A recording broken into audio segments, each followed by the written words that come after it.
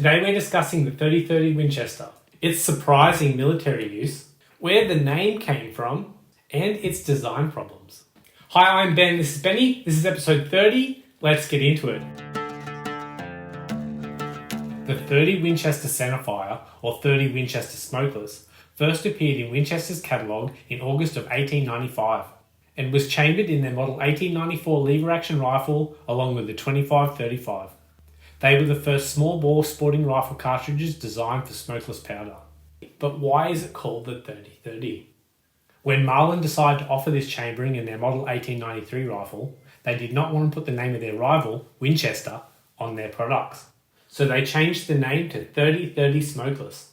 This name is based on the previous American naming conventions for black powder cartridges, meaning a 30 caliber projectile behind 30 grains of smokeless powder.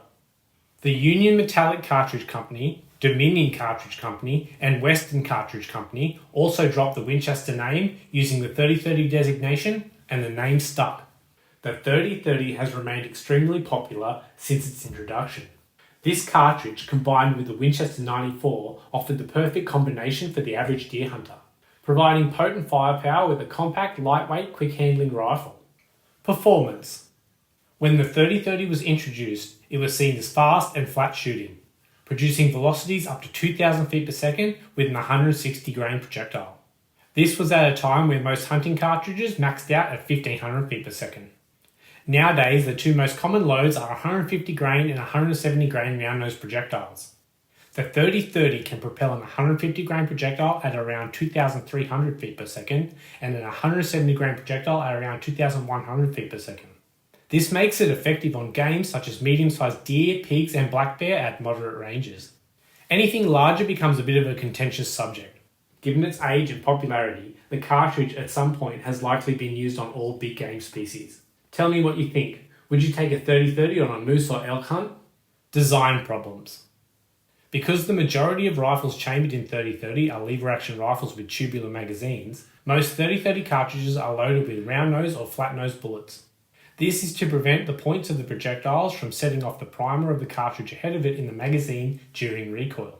Could you imagine having a tip of one projectile setting off the primer of the cartridge in front of it and exploding in the magazine?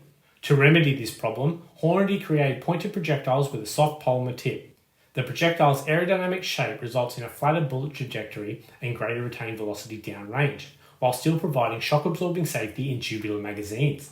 Before I get into the military use, if you would like to be part of the email group where I share the next few cartridges coming up and some other bits and pieces, fill out the contact form below. Military use. Although it was never an official military cartridge, it does have a surprising military history. During World War I, the United States government purchased almost 2,000 Winchester 94s chambered in 3030.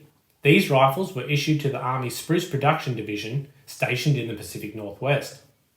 Around the same time, the British Navy also purchased approximately 5,000 Winchester 94s in 3030 for shipboard guard duty and mine clearing.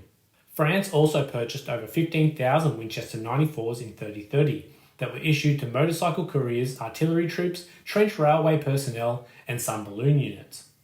During the Mexican Revolution, one of the most popular arms with the revolutionaries was also the Winchester 94 in 3030. The Winchester 94 was also used in Canada in World War II in the hands of the Pacific Coast Militia Rangers to defend against Japanese invaders. Winchester 94s were also provided to the British Home Guard in the early years of World War II. The 3030 has also seen limited use in China, South Africa, and several South American countries. It was also used by a few US police departments in the early to mid-1900s. Wildcats of the 3030. There are quite a few interesting ones, so I'll have a full video going up next week. What do I think of the 3030? I like it. It's common, it's got a long history, and most of all, it's interesting. If you have a 3030, let me know what you think of it.